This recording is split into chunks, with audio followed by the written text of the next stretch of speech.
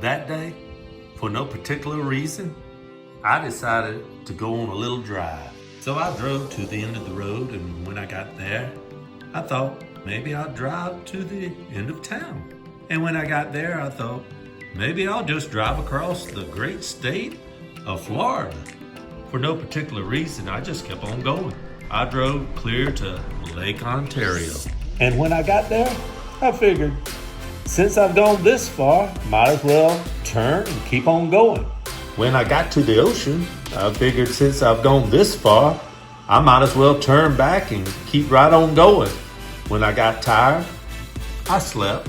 When I got hungry, I ate. When I had to change the oil, I changed the oil.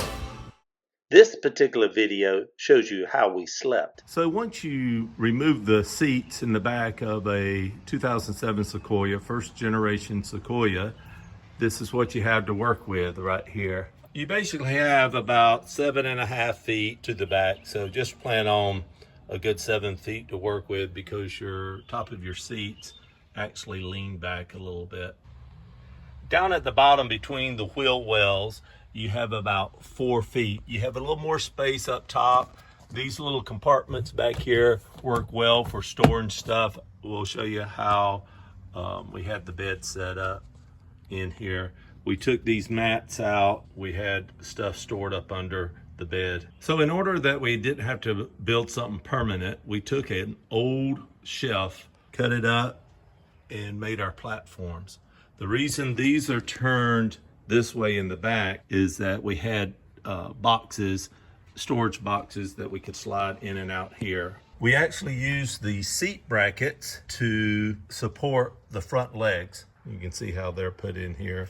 And we did these two this way in order to support each of our body weight because we slept with our heads up here. So we took our tri-fold mattress, memory foam mattress, out of our little motor home and just set it up in the Sequoia. And this is where we slept. From bottom to top here, you had 3.5 feet. With the bed in here, you have 2 feet and 5 inches of head space. Here's how we did the boxes. We had this little box here, and it was full of stuff. And then we had a couple of Amazon boxes we could slide out, get stuff out right here.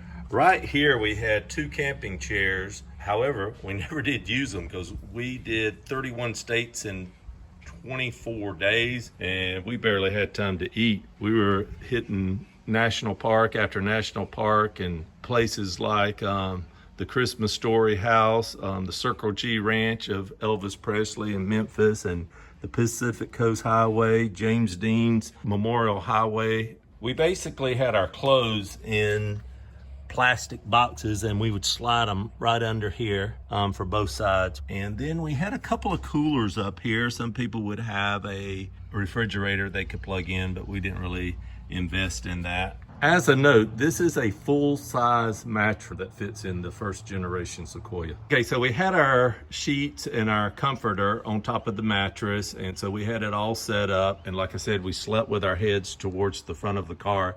These are the window covers that my wife made, and you can either have the shiny side out or the stealth look. We always put this side out and it just darkened the car and made it where nobody could see into it. And I'm gonna put these up to show you how they go in the window. So here are the 2 back ones. And this takes probably about 2 minutes with 2 people to put them in, especially when you're doing it day in and day out. Here's the one from the front door. Now my wife made all of these except for the front one. The front one is purchased from Walmart.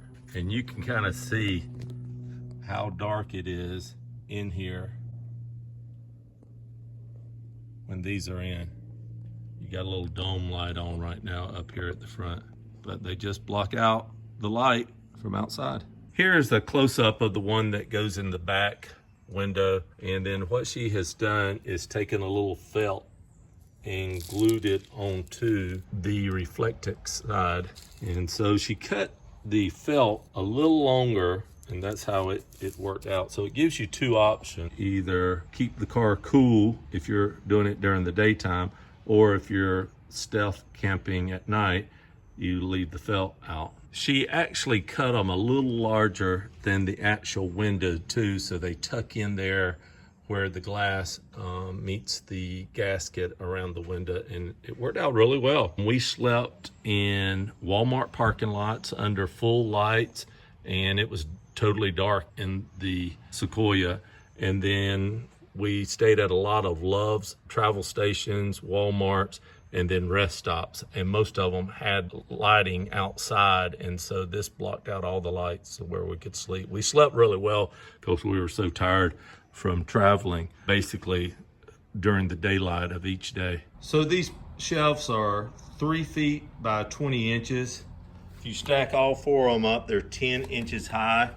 Here are the legs, and my wife marked them where they go in the van and everything. So if you don't have much storage space, you don't need much room to store your platform when you're done. I don't want to bypass the amount of planning that goes into a trip like this. We actually purchased an America the Beautiful annual pass.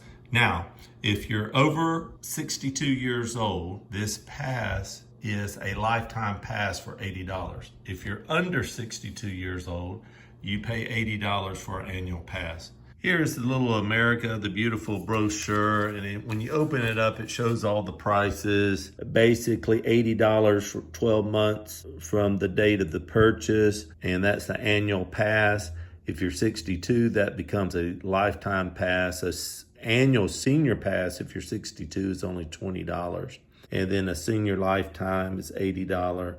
And then these passes usually gets 4 people into the park, and they're good at all the national parks. Most of the national parks are around about $30. Now, all of them do not have a charge. Like New River Gorge in West Virginia has just become a national park, and there's no charge as of October 2025. But here are the different prices and all, and you can get this information online. The brochure has some frequently asked questions. You can pause this if you really want to look at it closer, or you can just go online for more information right here.